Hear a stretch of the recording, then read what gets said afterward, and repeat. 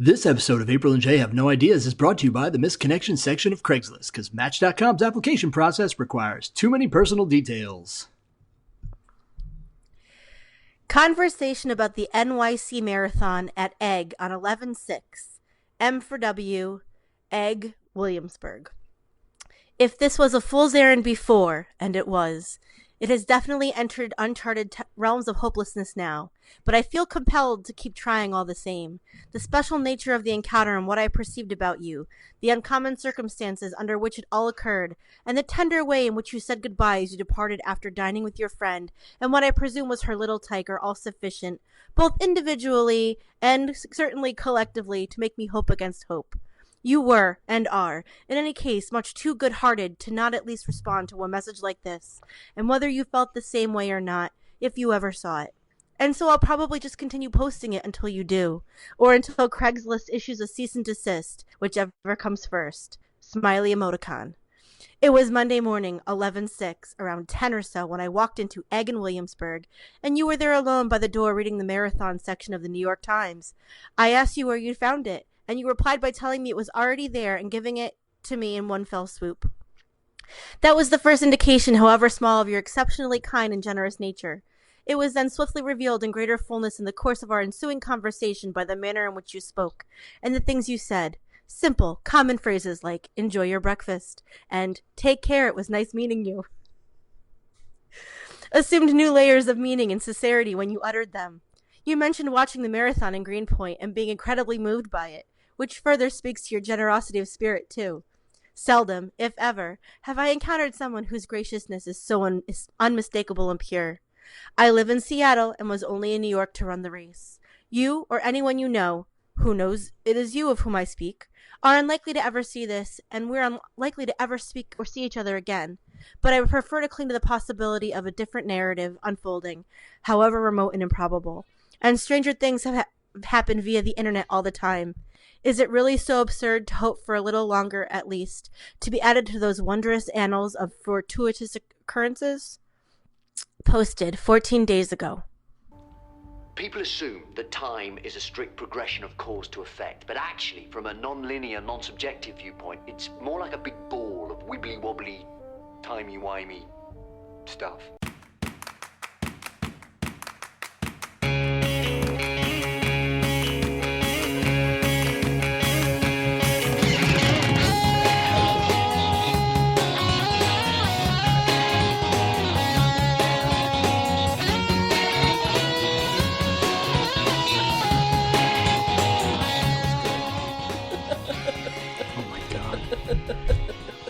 No, it just meant have a nice day and enjoy your breakfast. It's literally all she meant. Oh my God. That was fantastic. These people are nuts. Well, I'm April. And I'm Jay. And we have no ideas and 2 long Craigslist ads. Agreed. So welcome. This is episode 7. We are recording Sunday night, not April. It is still March 18th. Yes. Stop rushing it. And we are talking about time travel this evening, but we will get to that in a moment. There was something I wanted to start off talking about, and now it escapes me. So there's that. So we may just have to go into time travel. I wanted to plug the fact that you were our new network, Random Chatter. You were actually on the flagship podcast last week. Yes, I was. I was filling in for Lizzie, who was either out of town or her computer was messed up or something. I don't know. I got a text message from Tim, I don't know, midday on Sunday saying, "Hey, could you fill in for tonight?" And I was like, absolutely. Oh no, it was Monday night. Mm-hmm. And so I filled in, and it was a great time. We talked about what we were watching, and we talked about the news, and about the unfortunateness of Toys R Us closing. Yes, that was on a lot of news feeds last week. Yes. Yeah, it kind of sucks. I'm kind of okay. I mean, I'm. Listen, as much as I go shopping at Toys R Us, which is, I mean, not that much. I'm kind of like, it doesn't really bother me. I'm like, you got Okay, Amazon and hold on, hold everything. on, hold on. Hold on. Think about when your wife was pregnant with Joel. Yeah, I mean, I Or guess. I mean, we went to Babies R Us a lot, but well, that's closing too. no, I understand. I don't know. I just, I'm Like like, if you didn't have the option, or if your wife didn't have the option of like going into Babies R Us or Toys R Us and like trying things, and seeing things in person when you guys were registering, how much more stressed out would you have been as yeah, first I time mean, parents? yeah, we definitely would have, but it doesn't make me like, I'm not like mourning it. I Okay. guess I don't know. It is what it is. I mean, I feel like maybe I didn't go there that much as a kid either. We had KB in town, and I We used to go did to have KB a lot. KB. And it was a smaller toy store, and like, you know, I don't know. I mean, I guess in this day and age with Amazon and everything else, I'm kind of okay with it. Like 9 times out of 10, you can find stuff cheaper other places.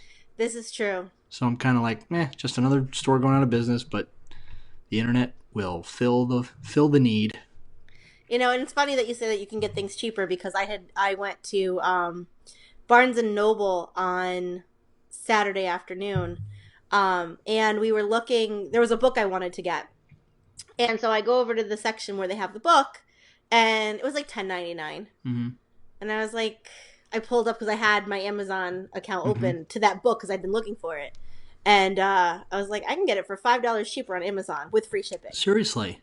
So, yeah, you know what? I'm not going to end up reading it tonight or tomorrow, anyways. Yeah. So, why don't I just have it sent to me? Yeah.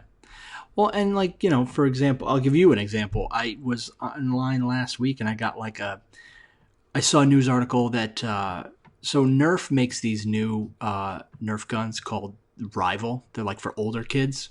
They have Okay. smaller little balls that they fire off that are almost like golf balls. Okay. I mean, not in Yeah, I'm type. looking. I just googled it. I'm looking what they look like. So, not that I really am like, I got to get one of those so I can use it, but they made a couple special edition ones, one of Okay. which is a Boba Fett, like, it looks like Boba Fett's blaster. And I was like, oh, that's so cool. It comes with a little face mask because you're supposed to use a face mask when you wear these because they shoot at a high velocity. And I was like, oh, that would be so cool. But I never was like, I have to buy it. I got like a random news article on my news feed. It was like on sale for like $29.99 because it's usually like $80. And of all places, it was like GameStop was selling it for like $30. I'm like, well, Okay. sold. But it's just like, the weirdest places sell things. It's like, I'm you know, looking at what these clowns look like with their face oh yeah, masks. I'm probably not going to wear it or even use it for many years because Joel's not old enough for that anyway. But it's cool because it comes in like a collector's box that has like it's cool. So, and it's a Star Wars thing. So, and it was cheap. But Okay. anyway, so that being said, you get stuff at so many different places now that the loss of Toys R Us isn't that big of a deal, I guess. Yeah, I guess. It Um, depends. by the way, Yes. I don't know if we discussed on the podcast the Jeff Goldblum Yes, the Funko Funko Pop. Pop. So I don't know if you were searching for it I was on Wednesday as I was. unsuccessfully. Yeah, yeah. So apparently, oh, I was fuming. Apparently it's only available for in-store pickup. Mm-hmm. And it was not within 100 miles of where I live Mm-hmm. or where you live. Jeez, that's not surprising. Um, so then I'm searching for it yesterday some more, and it's being resold at other retailers Oh, for triple the for price. like $20. Yeah, I'm not Like, surprised. sorry, I'm not. I'm not surprised. It's on eBay for like 90. People, I can't stand when people do that. I had a situation this week where I could have done something like that and I refused. So I obviously, anybody who knows anything in the world of Marvel, Infinity War tickets went on sale this week. So I was, at my computer, ready to buy these things. I got in as soon as they went on sale at 9, and then the particular movie theater I was at, like the payment system went down. So I was holding my seats and I kept trying to buy. It kept giving me an error. I lost those seats, so I had to go back in. I got 2 different seats. Like, I did this for about 25 minutes until I got so fed up. I'm like, all right, I'm just going to go on Fandango and I'll go to this other theater that I'm not really as crazy about. So I go in. Nobody's really buying seats there because it's not one of the more popular theaters. I get the tickets and I'm like, all right, good. I got them. No problem. I go back over to my other tab where I had hit submit one more time. And those tickets had gone through as well. So now I had 2 sets of tickets at 2 different movie theaters at the same time at the same night. And one of the guys I work with is like, what are you going to do? Oh, you should totally sell them. People wait till Infinity War tickets sell out and then sell them for like $50 a piece. And I'm like, I'm not going to do that at all. I hate that. It makes me irate. Yeah. So I was like, refund, let somebody else have them. But I cannot stand that. I can't stand it. Just people looking to make an easy buck. And it's especially with the Nintendo Classics and stuff like that. I have no patience for that. It makes me so angry. Like, seriously, just buy yourself one and let other people buy themselves one. Don't buy it and jack up the price. It's so ridiculous. But anyway. Yeah. So, yeah. So you'll get that. You'll get that Funko Pop. And see, I didn't get my Infinity War tickets yet. Oh boy. Okay, so remember where I live. I do. Not gonna sell out. True. Also, we can't go opening night anyways. Right. I have to wait till Friday night. Gotcha. Obviously because of my husband's work schedule. Mm-hmm. So I won't be seeing it till Friday night, so you need to make sure that there's no spoilers. I will try my best. I don't think it's me and spoilers you need to worry about. I think it's the rest of the internet.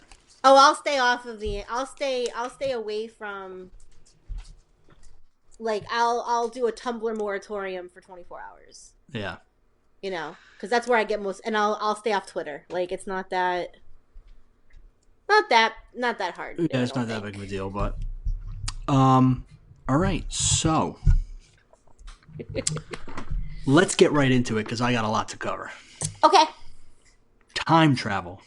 So just for those that are listening, Jason is leading the episode tonight because time travel makes me angry. Please explain why time travel makes you angry. Let's start there. Okay, so besides the fact that... Okay, so this is going to sound really It makes you so angry you're flustered. Yeah, I am. But this is going to sound stupid, but... So it doesn't exist, right? As far as we know, time travel does not exist.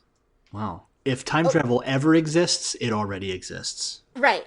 But because it doesn't exist in this realm currently, the rules are so nebulous. See, I think they're pretty uniform across mediums. But also, I just don't effing get it. And it's a way to, like, undo things. And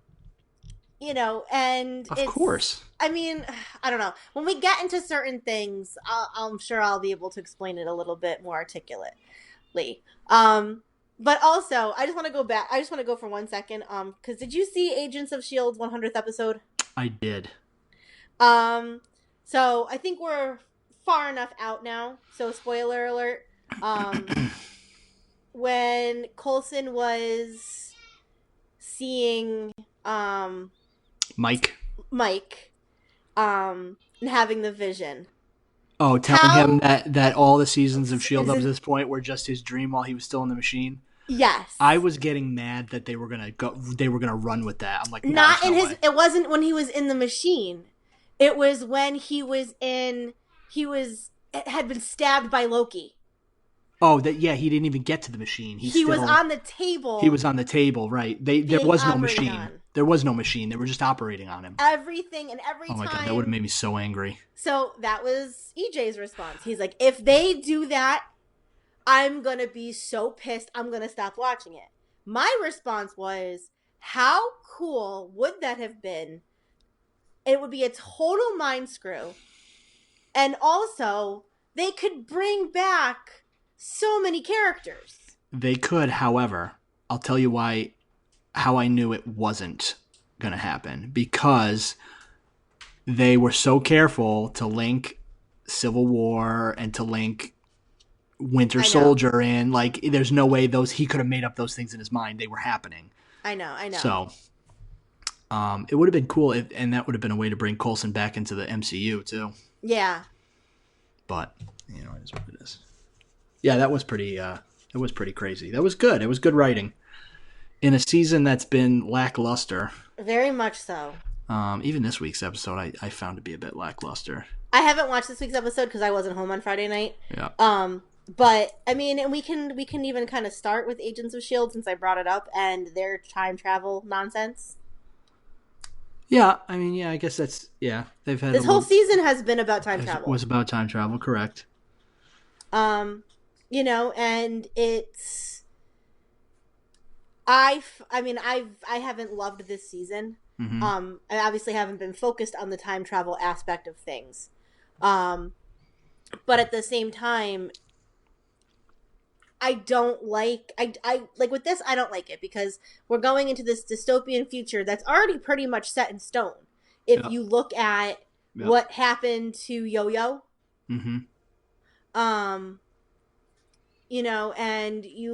so now we're in a time loop. Yeah, and that's that's kind of what I was going to say. I see it as there's always two types of time travel stories. There's either one where you go back and you need to try not to mess anything up, or you go forward, you get to see what's going to happen, and then you get back, and then it's all up to the writers whether they're in the it's set in stone, you can't change anything camp, or time is fluid and it can be changed, so if you really want to change it, you can. But also, now how does this play into Infinity War? Because it's got to have some sort of connection. I think they're so far out from that now that, like, I can't see how they're going to tie it into Infinity War. I honestly can't. I mean, they haven't tied it to Doctor Strange. They haven't tied it to Spider-Man. Yeah, but I think they've given up. But Coulson is so inextricably linked with the Avengers, with Captain America.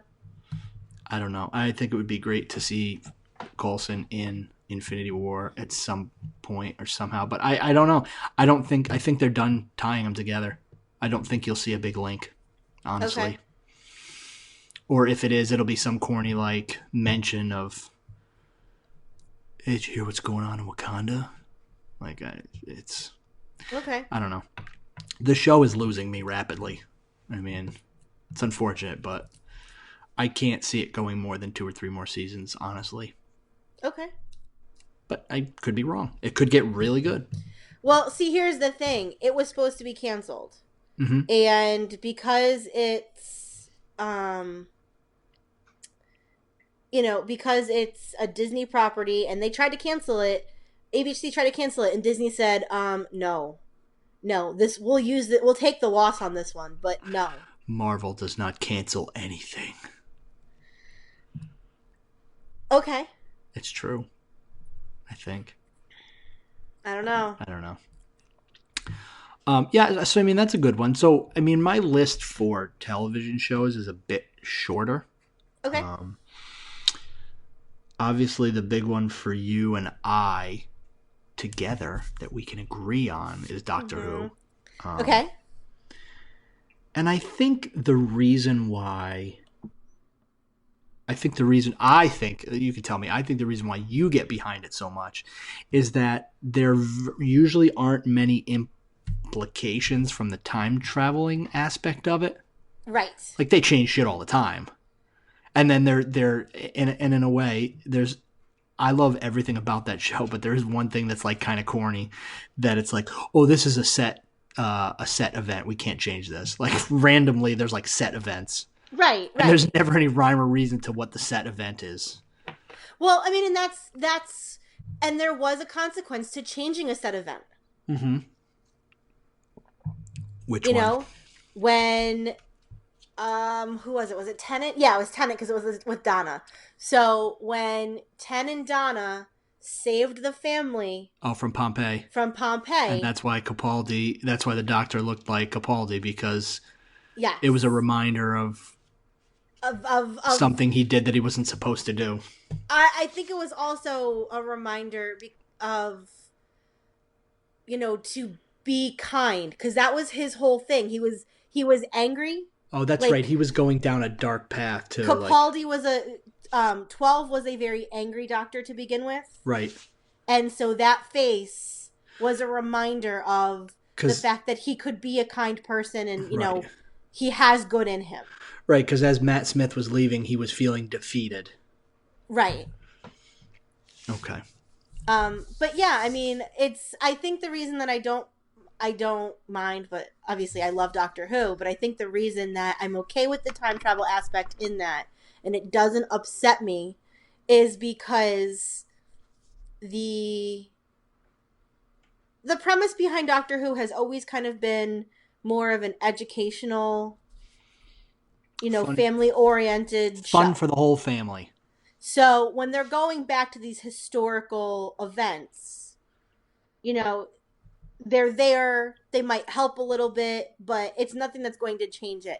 I mean, when they did the episode with Van Gogh, That was one of my favorites. it really was phenomenal. And, one of the things that, they made sure to say is, just because, we were there, it didn't change anything. Right. Vincent Van Gogh, felt happy. He got to hear how his art affected, the world, Mm-hmm. Years and years and years after But his it didn't death. change the outcome, right? And it didn't change the fact that he killed himself. Yep. So there's not a lot of, going back and changing things and making things different, for the present tense. Mm-hmm. And I think that's part of why I'm okay with it. I mean, I obviously have problems with some of it, like the, so this is where I have my problems. So when Maisie Williams was on the show, Yes. and her and Clara ended up in their own, like, secondary TARDIS, Mm-hmm. kind of just living in a time loop so they stay alive. Mm-hmm. Yeah, no, I don't like that. Okay. But also because Clara is, like, my least favorite companion ever. Yeah, yeah. And that's coming from somebody who really couldn't stand Amy Pond. Yeah. Why are you shaking your head? You know how I feel about I my know. companions. Our listeners do not know, but Donna Noble is the greatest companion ever, followed by Rose and Bill.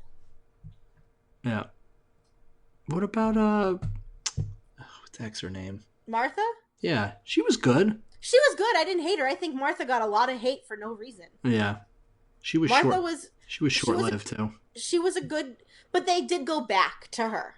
Yes, in the best way. You did get to see her and Mickey, and so great. How they fared.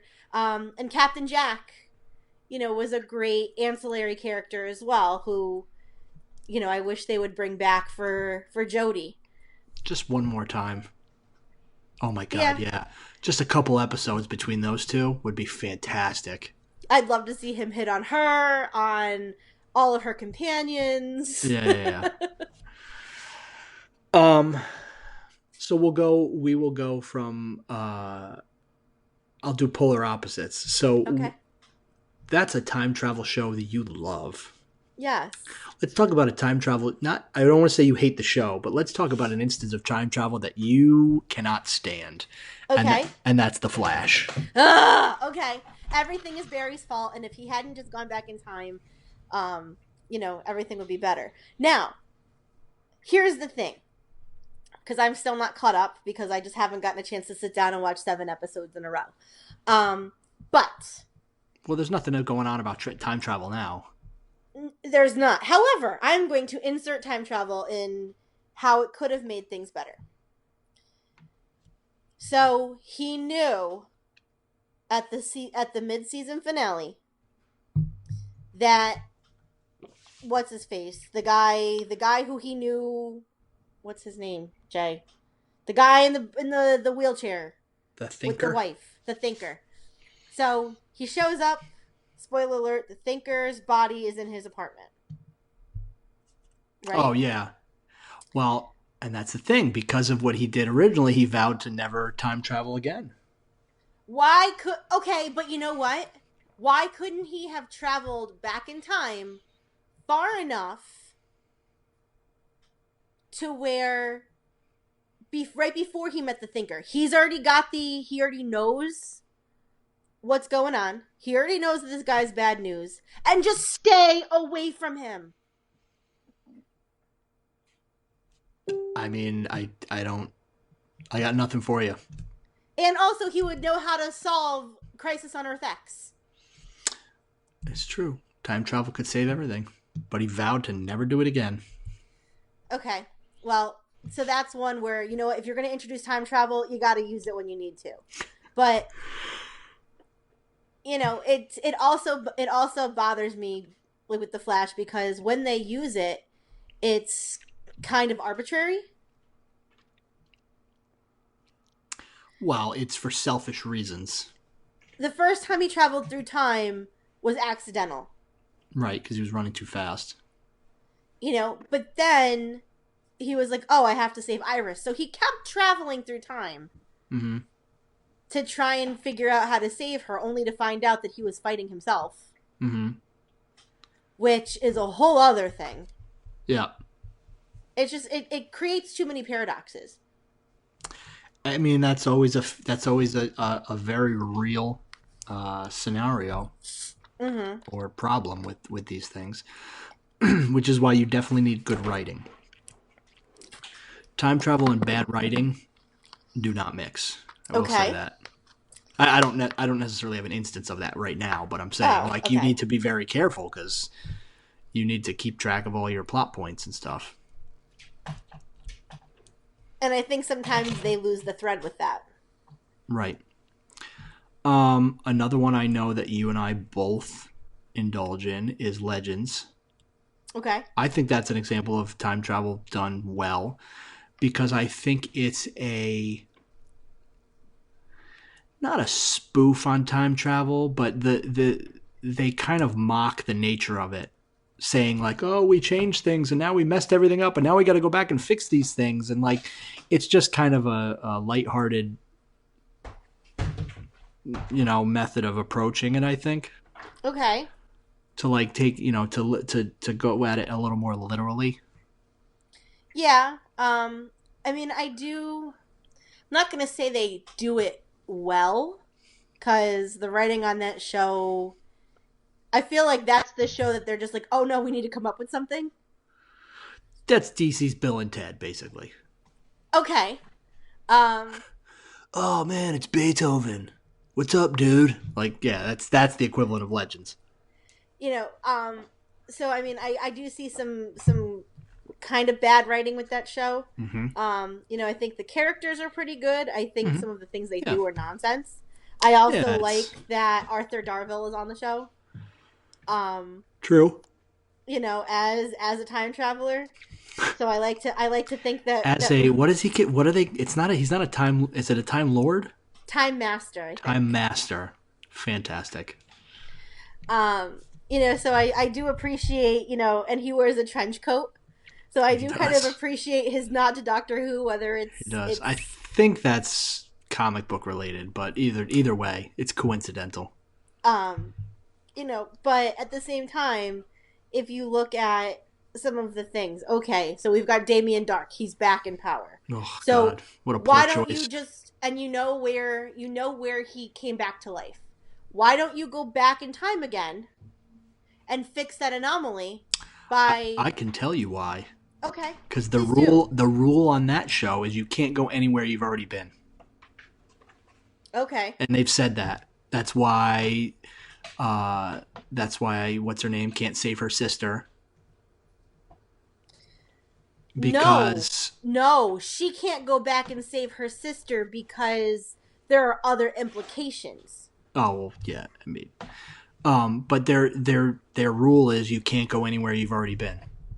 Okay, I guess I missed that rule. Yeah. And then they've added Wally to the mix, which okay, fine. He's a speedster. Let him do what he does. Let him go back in time. You're gonna run. You're gonna need him for certain things. Yeah. And last week's episode, when he with Elvis, she was getting annoyed at him for like doing things really fast. I'm like, why? Exactly. That's why he's there. What a jerk. She's like, can you just slow down? He's like, yeah, but I could go in there and steal this and have me back. He could have very easily stolen the totem back from what's-her-face. Yep. Off her neck. Yep. She would have never known. Yep. But no, now she's got what's-her-face's totem. Which we watch this show every week, by the way, people. Yeah. We do. Since inception. And we still don't know the names. The only names I know are Sarah and Rory. That's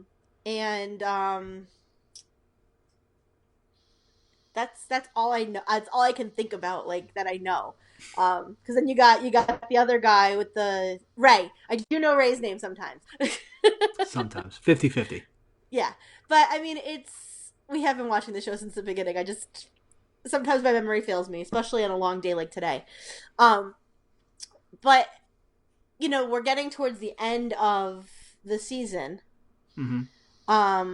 And I swear to God, if they bring Damien Dark back again next season. Oh, I can't imagine they're going to do that again. Or if they bring back the original villain, like, find some new villains. Yeah, that's the thing that's annoying about it. But, or go back in time and just fix it all. Yeah, just make it a problem of the week show. Kill Damien Dark when he's born. Be done with it. Yeah. Yeah, there's always that option. So another one that I watch, I don't know if you watch it, is Timeless. I don't. I love Timeless. So okay. The premise, for anybody that doesn't watch it, in the first season, and they just got picked up for a second season, it was looking grim for a while that they weren't going to get picked up. But they did get picked up for a second season. So, trying to figure out how to summarize this. Basically, there's a company, a private company that figures out time travel and creates these things, these time travel ships. One's called the Mothership, and they have a secondary one called the Lifeboat. And a gentleman with a crew hijacks the Mothership and takes it back in time to eliminate what you find out is a organization called, well, you find out later, this is spoilerish, an organization called, and it escapes me at the moment, I want to say Whittemore, but that's not it. But basically there's like this sinister organization through time, and it's kind of a destination of the week kind of time travel show, but the writing is very good. The rules are very good, but you're finding out as the first season goes on that the villain, quote unquote, may not be that villainous, or his motives might not be villainous. Okay. As villainous as you would expect. It's very well written. It's very intriguing. The way the story unfolds as time goes on is very good. I just enjoy it. I enjoy it a lot. They have dealt with paradox type things. Okay. In one of the first or second episodes. No, you know what? A correction to something I said earlier. Maybe it's not Legends that the rule is you can't go to someplace you've already been. I think it's this show that has that rule, so I apologize. Maybe that's what it is. But there's something happens in the present to one of the characters because of something they've done, and they don't know how, they don't know why, because it seemed like such an infinitesimal change. But the woman going forward, her goal is to fix what she's done. She completely, I'll put it this way, she completely erased somebody from existence, basically. Okay. So her goal is to fix that, on top of everything else, trying to stop this person and get the mothership back, and so on and so forth. So you're going into season 2. There's a new set of villains. There's a new set of problems, and a kind of a new goal. But like I said, the writing is very good. I thought the show was excellent. I know Tim watches it. Okay. I think a couple other guys on the network watch it as well, and really enjoy it. But I think you might actually enjoy this one. Yeah, we'll see. Give it a shot. Okay. I mean, that's really all I had for shows. The other one that was suggested to us on Facebook by Dawn was Outlander. And I was told the series and the book are excellent. I have not seen or read either. I've not read them. I've heard a lot of things about the Outlander series because it's a book series too. Right. That's what I. Yeah, I've not. I know a couple of girls that I went to college with were very, very into it. I believe even I think Ashley and her mom might have read the books too. Yeah. But I know that they go back and forth between present day and I don't know, old timey Scotland. Mm-hmm. But I don't know. I've not gotten into it. Right. I've heard good things, but yeah, I don't know much about it. And one of the other things that was suggested to us in Discord today was Lost. I guess that's kind of time travel-y, right? Yeah. Depends on your interpretation, I suppose. I mean, I was a huge Lost fan. And I feel like at one time in my life when I was watching Lost, I understood it. Now, thinking back, I have no recollection of what the hell happened. I think I'm going to have to go back and rewatch it, to be perfectly honest. Yeah, I'd like to rewatch it. I thought it was an excellent show. So first hinted in season 2 episode The Long Con, the island constantly moves, and by using an ancient wheel underneath the orchid, the electromagnetic power on the island allows the inhabitants to travel through time. Other cases feature the risk of time travel, which often end with death due to the inability to find a constant. Right. Let's see. When Saeed, Frank, and Desmond leave the island in the constant, they and those on the island experience events in different sequences implying electromagnetic signals and a corpse travel through time. On the island, the Losties pull the body of the ship's doctor out of the water one morning. That evening, they contact the freighter by Morse code. On the freighter, Omar receives the Morse code message during the day, but the doctor's throat was slit at night and was thrown off the freighter at night. So there is some time travel in it. Right. That's right. Because remember, Faraday used a machine of his own design, oscillating at 11 hertz. Once exposed, a rat was able to move directly from one end of a maze to another. Right. He explained that he was not going to teach the rat to run the maze for another hour. Later, the rat died, and what Faraday said was likely a brain aneurysm. And that was a whole thing because, he created a machine that, I don't know if they called it a Faraday cage, but it was a nod to... Right. A nod to that, which has nothing to do with time travel and everything to do with, rays not being able to get into an area. Right. We use Faraday's in my line of work to prevent cell signals from being received or going out. Right.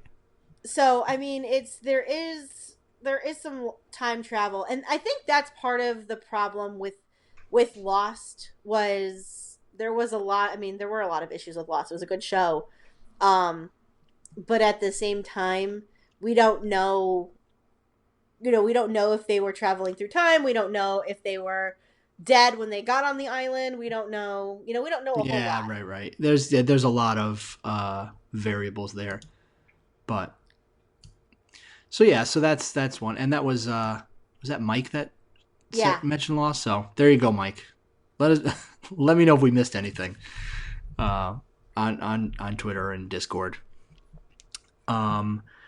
So yeah, so there's that, and then I'm going to jump into movies because that's really all I had for TV shows. I'm sure I'm Okay. missing a ton of television shows. I'm sure I am, but I also thought of the movies first, and I have a ton of movies. So the first thing I'm going to go to is I found an article online at Collider.com, and this article was published February 2nd of this year. And this was the 15 best time travel movies ranked, Okay. according to Collider.com and Adam Chitwood, who wrote the article. So I'll run through them real quick. If you want to stop and chat about them, we can do that, or we can just run through them and then. We can chat about the ones that we are aware of. So it was, what did I say? 15 best. Okay, so 15 was Primer. It looks interesting. I'll read you on this one because this is one of the only ones I didn't know. I'll read you a quick synopsis of it. It says most time travel movies try to keep the actual mechanics of time travel simple, but that's definitely not true of writer-director-star Shane Carruth's head-spinning 2004 film Primer. The indie drama revolves around two engineers who accidentally discover a mechanism of time travel while tinkering with entrepreneurial tech projects. Carruth doesn't dumb down, quote unquote, any of the science of the movie, and indeed charts have been made to explain the exact mechanics of what's going on in this film, but it nevertheless remains one of the most scientifically intense time travel movies ever made. That alone makes me want to watch it. Okay. So it sounds interesting. So that was 15. 14 was Terminator, the original Terminator. Okay. I know you're not. So your feelings on Terminator? I'm not like a huge Terminator fan. Yeah. Um, I think it all went downhill after Terminator 2. I mean, that one they keep the time travel pretty simple. Well, yeah. Every movie is like, we just have to do this one thing and then we'll prevent it. We're just going to do one more thing and then we can prevent it. Like, and up and into including the most recent Terminator with Matt Smith. That one was terrible. Where Kyle Reese finally goes back in time to have sex with Sarah Connor. Yeah, it's awful. I saw that one in the drive-in. Did you really? I did. So it was like a double feature with that and Ted 2. Nice. Good. That's a good night. That's an excellent night. All right, so going down the list. The next one I have not seen is About Time. It was a couple years ago. Justin Timberlake in that movie? No. This was the movie with Domhnall Gleeson and Bill Nighy. Oh, okay. I didn't see it, so I don't really know what it's about. I know that the basic premise was like Domhnall Gleeson, I think like Bill Nighy was his father, and like they had some sort of like genetic ability to go back in time. Correct. Yeah, something like that. I know. Yeah, vaguely. It was like a romantic comedy, I think. Yeah. I have not watched it. It looked cute, but and I'm sure this isn't on the list because there's a new one that's on Netflix. Mm-hmm. It's called like The Night We Met. I saw that with the guy from that Comedy Central show. Adam something. Is it Adam? Yeah, he's also in the Pitch Perfect movies. It looks okay. He kind of drives me up a wall. Okay. I might watch it, but I think I put it on my queue. I don't think I've watched it though. Yeah. I mean, I haven't watched it. It's gonna be one of those. There's nothing else to watch kind of things. Right. All right. So going down the list, number 12, Back to the Future Part 2.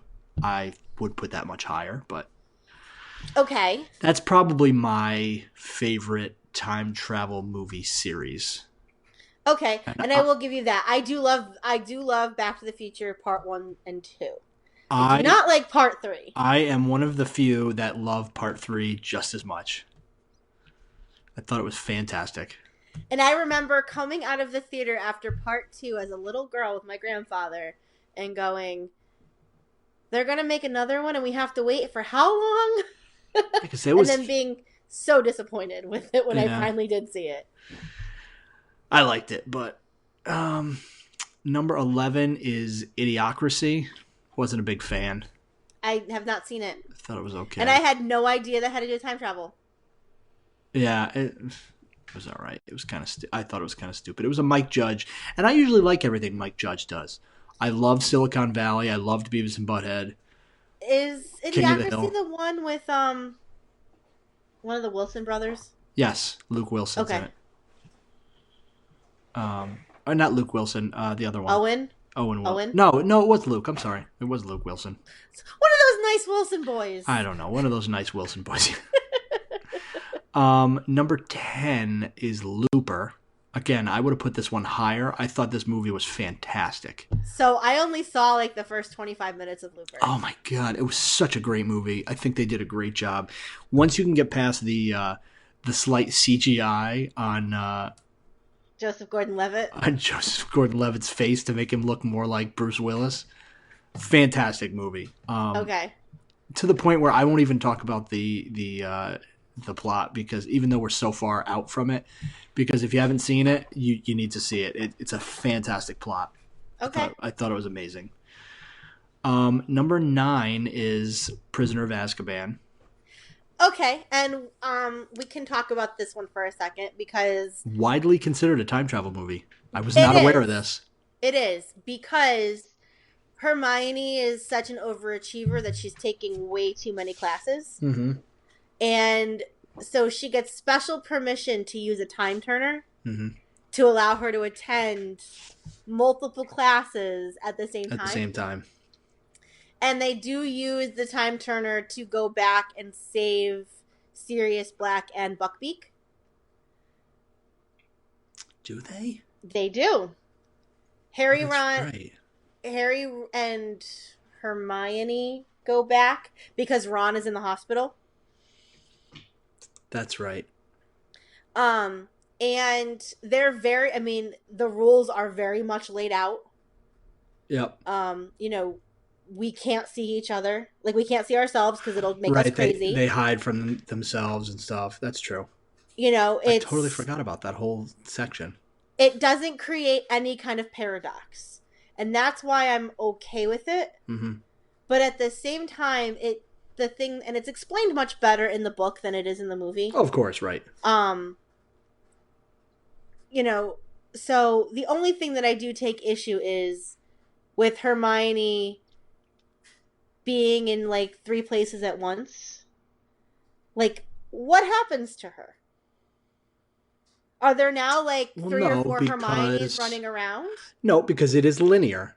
She's in one place first, then from that place she goes to the second place.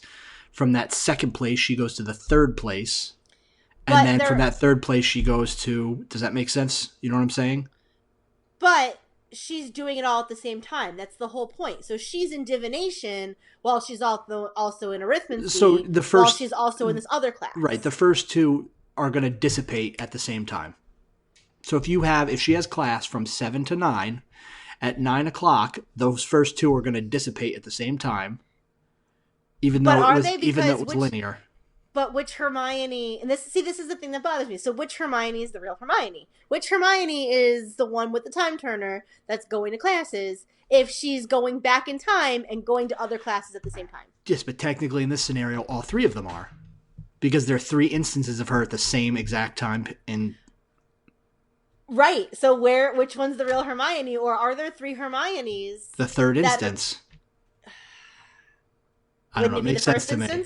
It does make sense to me. So that's the only part that bothers me is, and I mean, in the movie, they show them coming back to the same point later on in the evening. Right. It's just one of those. Yeah. That's the one that kind of gets me. Yeah. I mean, it makes sense to me, but It makes sense to me, but it's hard for me to explain, I guess. Okay.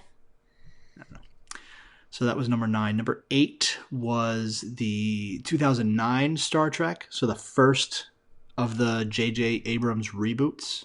Okay. They travel in time? Yes, because Oh, yes, they did, because you met old Spock.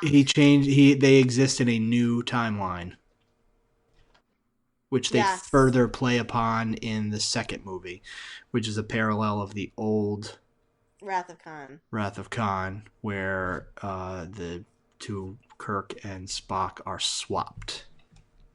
Okay. Number 7, I've never finished this movie, is 12 Monkeys. I have, and I could not, and I watched it when I was probably like, I don't know, when did it come out? What year? 95. So I probably saw it in 96 on video. Yeah. So, we're talking, I was, 13? Yeah, I feel like I watched it recently and I was kind of like, huh? I feel like I didn't finish it because I was like, meh, I'm done. Some people love it. It's like a cult classic, I feel like, but I don't know. Didn't do it for me. It was I couldn't tell you what it was about. Yeah. Number 6, I know you probably didn't care for, Edge of Tomorrow. That was Live, Die, Repeat. I didn't see it. I thought it was pretty good. I know you're not a big Tom Cruise fan. And that's why I didn't watch it. Yeah, but it was good. Emily Blunt was excellent in it.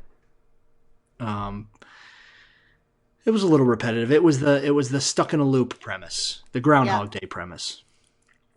I thought it was okay. Rent it or try to find it for free, people.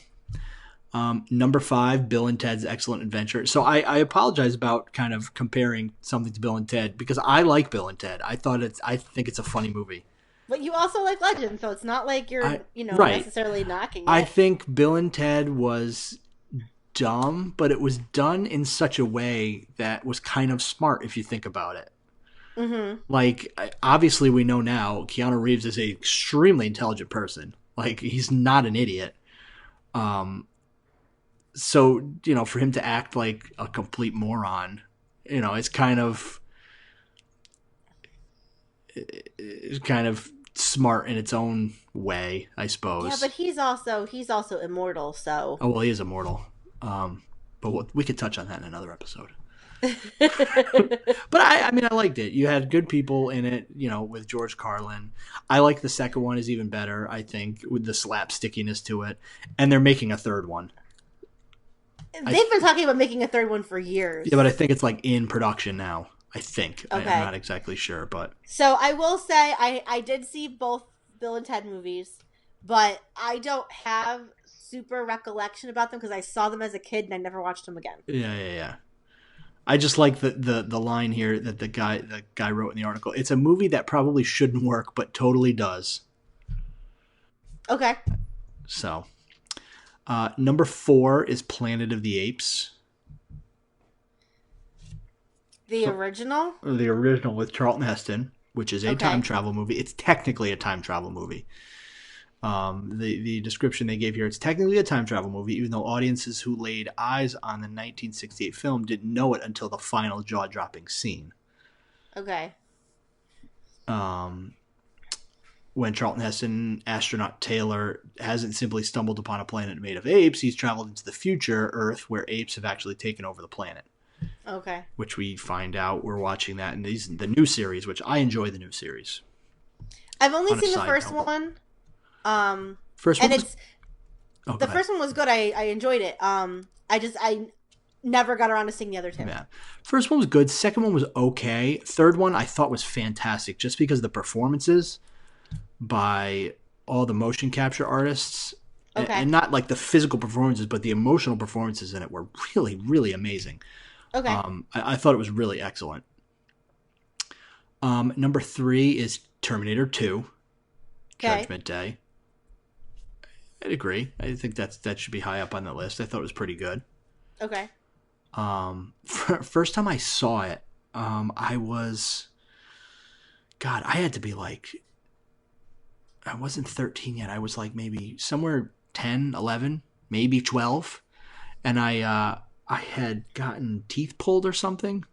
I don't know why I remember this. Weird. Okay. And my mom rented it for me so I could watch it after I got home from the dentist. And I remember watching it, like kind of out of it, but watching it. So it came out when we were 8.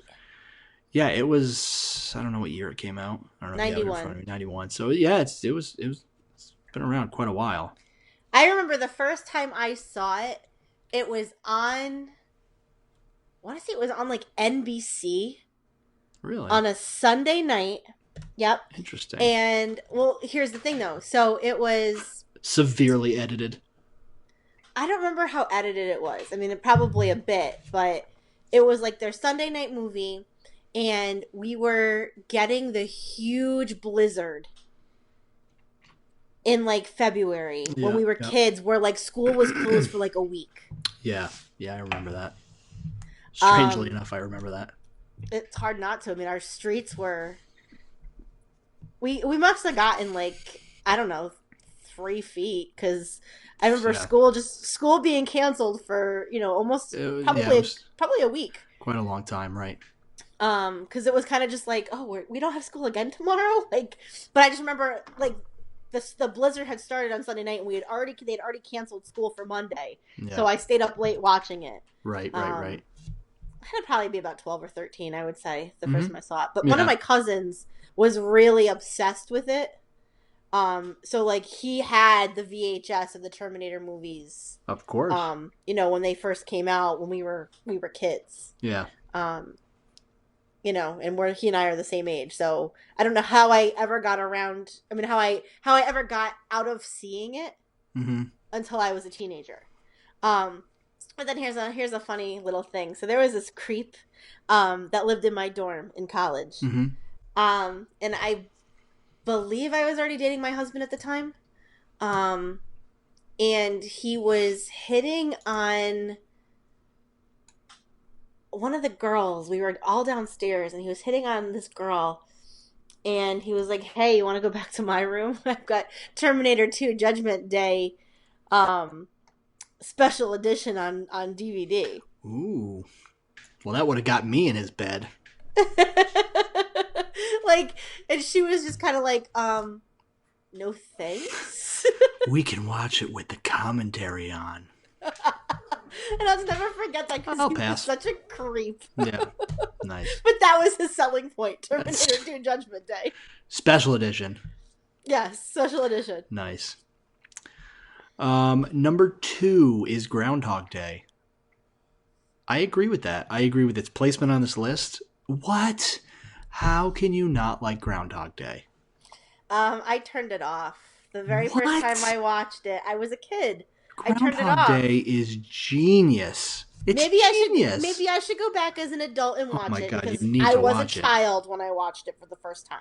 And it's so influential. And how many television shows have you watched where they do a Groundhog Day episode? I know. That's where the time loop comes from. I know. Oh. I will say I did enjoy that episode of Legends a couple weeks ago with the time loop. Where they literally were like, hey, find me and tell me Groundhog Day. Groundhog's Day, yeah. It's fantastic. I love it.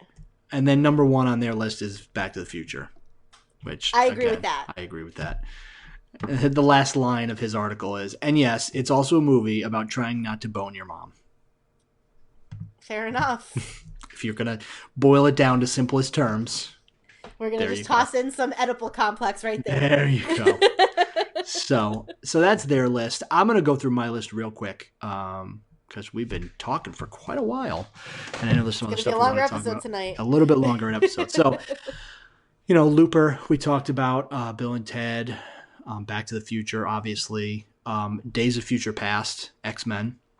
Okay. I thought that was a good instance of time travel. Yes.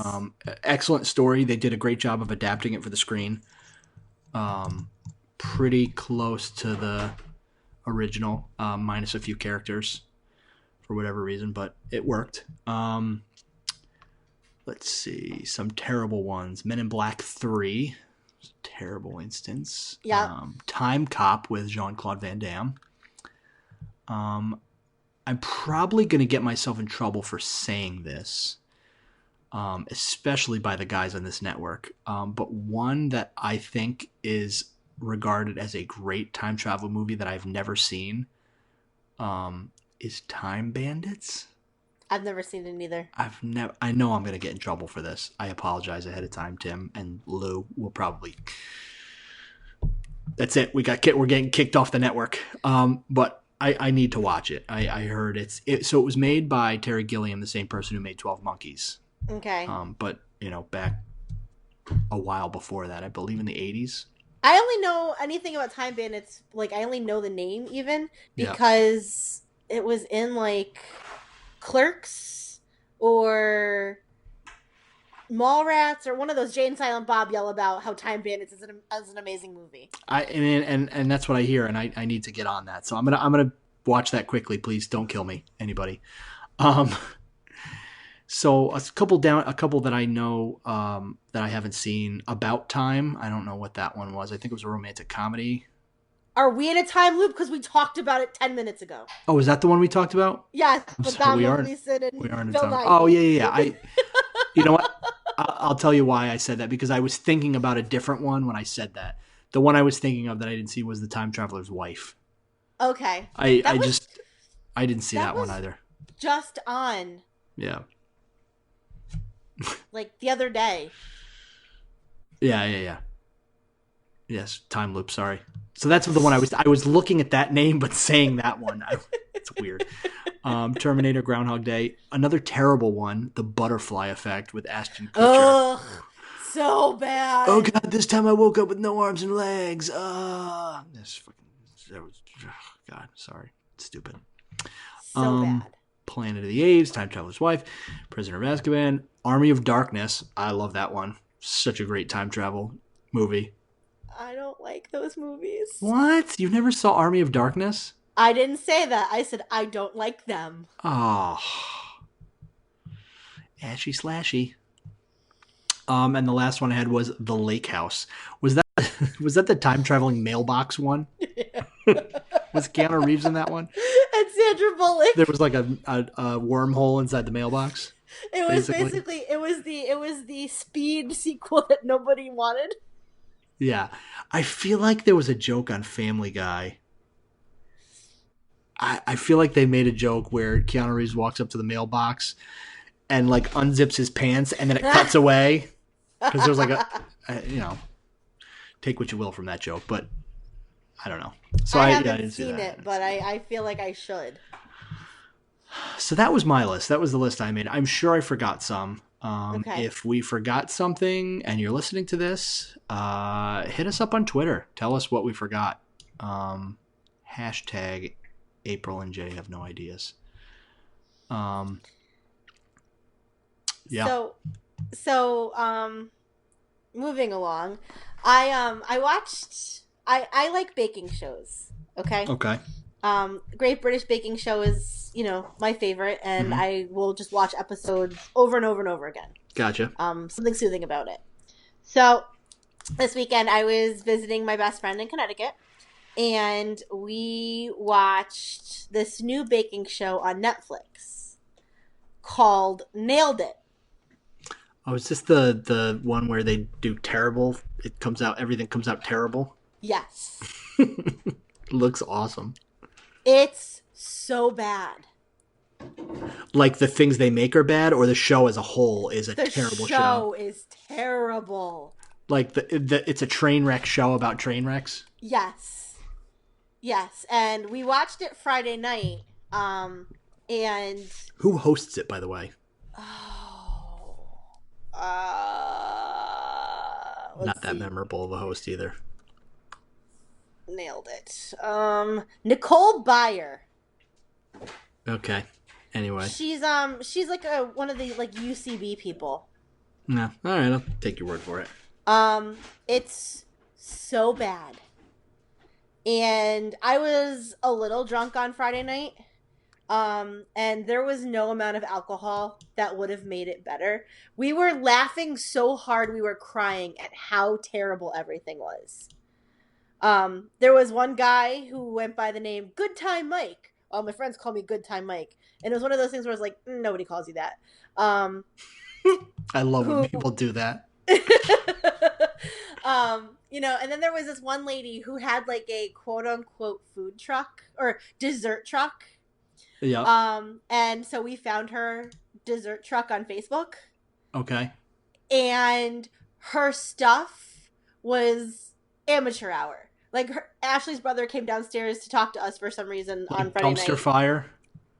And I gave him my phone and I said, look at some of this stuff, this lady's stuff. Yep. And there was a gender reveal cake. Yep. And it was a white cake with like some dots on it or some I don't know, from like when you use like a tip to like frost. Just like splotches. And he looks at it and he goes, I could have done that. And I was like, exactly. She would make like towers. She made like towers of strawberries and chocolate covered strawberries. And the strawberries on it weren't even ripe. Like some of them were full on just white. That's Um, unbelievable. she ended up winning her episode. And the prize was like 10 grand. So somebody at Netflix said, let's set aside $10,000 or $60,000 in prizes, do 6 episodes of this nonsense, and have people come on. We're going to show them, like popular things on Pinterest that we want them to recreate. Okay. And these clowns would take like cupcakes right out of the oven and start frosting them before they'd even cooled. So everything's just like melting off the cup. I mean, it's so bad. Oh my god. That's hilarious. So I would watch it just for the cringe factor. That's fantastic. So, kind of in the same respect of things that are weird and bad, but this in a good way. Okay. So if you're aware of the website Polygon, I know they do some different stuff.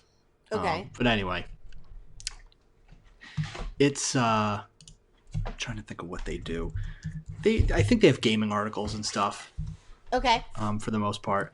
Yeah, it's mostly gaming articles and stuff. So I'm assuming this gentleman works for Polygon, but there is a channel on YouTube called Griffin's Amiibo Corner.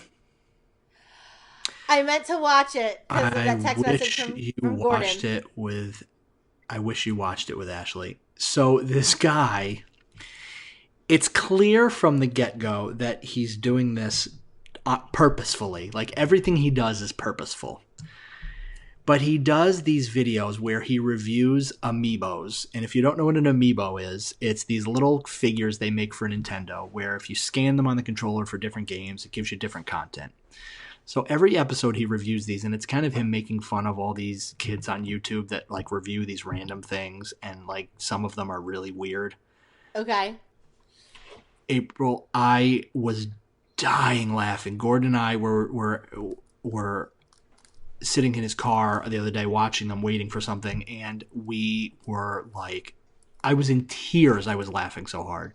So every episode he reviews them, and then part of his quote-unquote test, he never explains why he does this or what it has to do with anything, but every episode he has to see if he can fit the amiibo in his mouth completely and shut his mouth.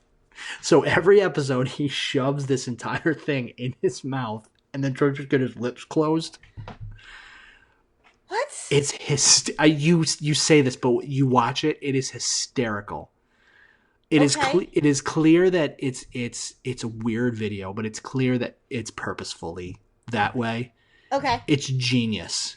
I swear to you, it is genius. Go to YouTube and look up Griffin's Amiibo Corner. Okay, I will do that when we get off this episode. You will lose it. It is so funny. It gets so strange. It's worth every second of your time.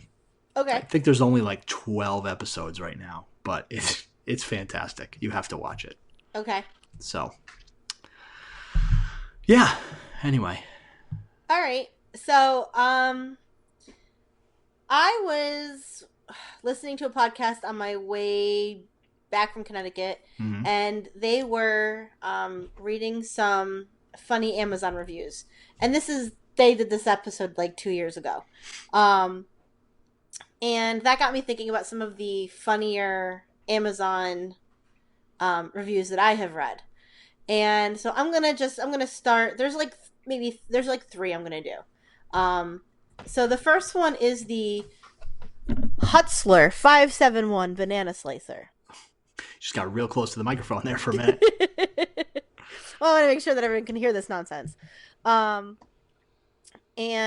one of them, so this was done on January 16th, 2016. It got 1 star.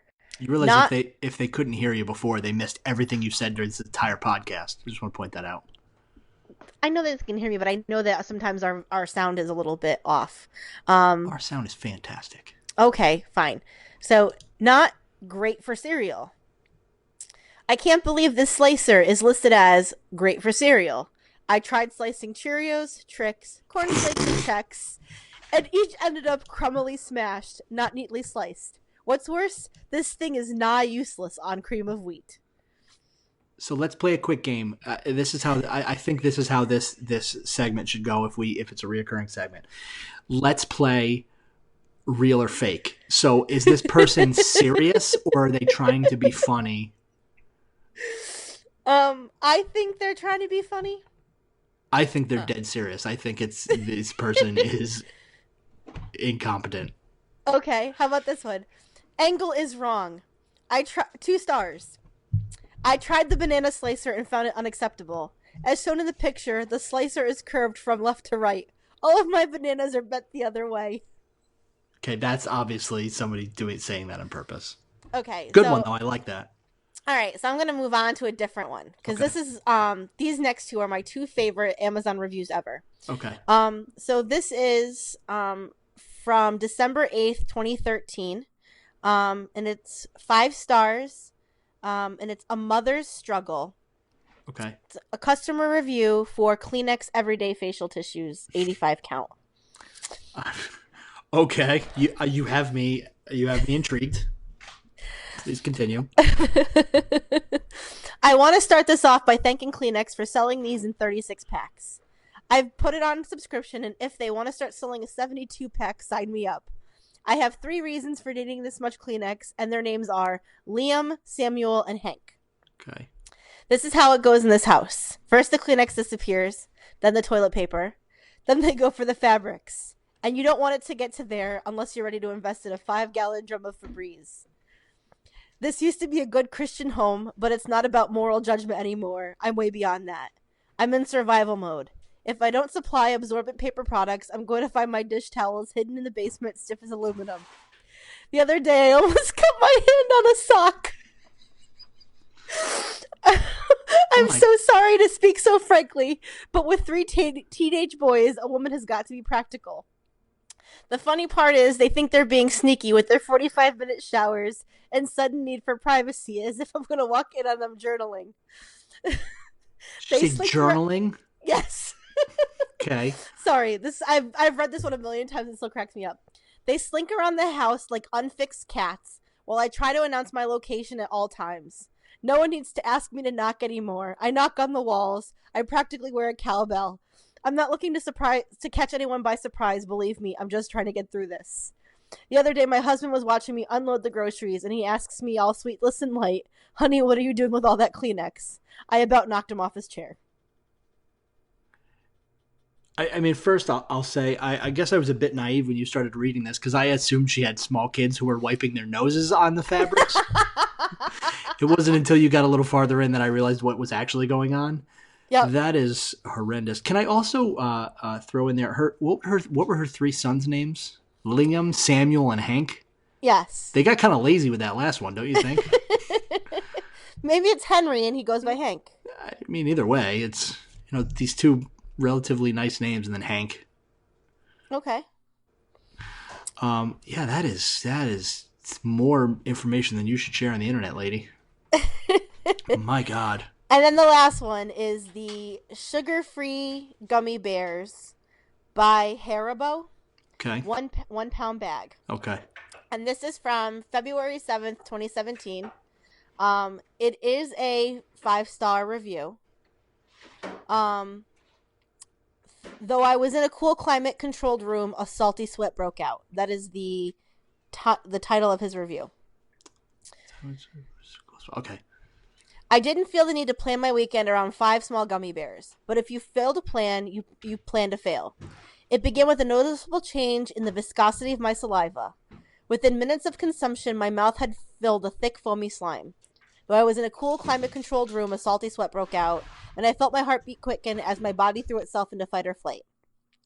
The animal noises broadcasting from my pelvis were an ominous warning of the violent acts that were to follow. I shouldered my way into the bathroom, clawing at my belt, moaning with pain. The smell came first. It started sweet, almost tangy. Then it was quickly overpowered by a chlorine chemical perfume. The first volley of feces hit the water like soda cans and nickels. Oh my God. Dear Lord. So I'm going to skip through because Please, he yeah, talks about his pooping for like 2 paragraphs. Oh my God. So then he gets to, my legs fell asleep on the toilet. I couldn't have stood up if I wanted to. Wiping was a no-go. Toilet paper was simply became vile paper mache. My hands were soiled. A full-blown shower was needed. My towels had to be burned. So happy with my purchase. Would recommend to friends and family. Definitely buying again. I don't understand what happened. I mean, I get what happened, but I don't know. There's sugar-free gummy bears. Yeah, I got that. And in sugar-free gummy bears, there is this sugar alcohol. It will have a laxative effect. Oh my God. So if you eat too many sugar-free candies, and there's warnings on all of the sugar-free candies out there, contain xylitol, may cause a laxative effect. So there's like tons of reviews of these gummy bears all talking about like the diarrhea people got from them. That is fantastic. Oh, such eloquent writing about it too. That man, it really is. That man was a genius. Oh, it was wonderful. So good. Oh, that's a good spot for us to end this episode, I think, with poop jokes. So yeah, as always, you know where you can find us. And if you don't know where you can find us, we are on Twitter, ANJ Have No Ideas, Facebook, April and J Have No Ideas, iTunes, Stitcher, Google Play, SoundCloud, or our website, aprilandj.libsyn.com. We are also part of the Random Chatter Network. So if you are using apps like I use, what app do I use? I use, I totally forget. I'm blanking. Oh, Pocket Casts. Go and download the Random Chatter podcast or subscribe to that because our episodes will show up on that one as well. And there's some excellent podcasts on their network that you will definitely enjoy. Also, thank you for all of the downloads last week. Yes. So that was the highest we've been. Well, obviously we're only on episode 7, but I think we hit 250 on one day. Yeah. Which is fantastic. So, I mean, even our old podcast, we never got that many hits. No. So thank you very much for that. And please, the only thing I ask or we ask is if you are enjoying this podcast, please rate and review us on iTunes because that with that many downloads, that is what'll get us on the charts and we will actually show up.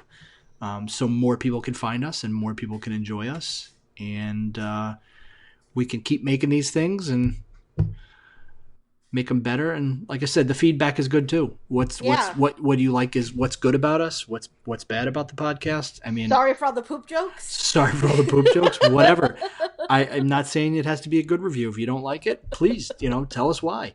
We'll only get better if we know what's working and what's not. And the best way to do that is rating and especially reviewing.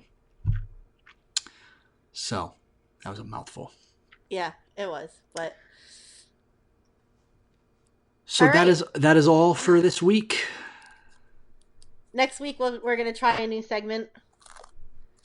Bringing back an old segment. An old favorite. Give you guys some homework from time to time. So we'll see how that goes. All right. So as always, I've been April. And I've been Jay. And maybe an idea? Yes. An idea we might loop back to later on. I am flipping you off so hard for that one. I know. I am flipping you off as hard as I can. Flip harder, boy.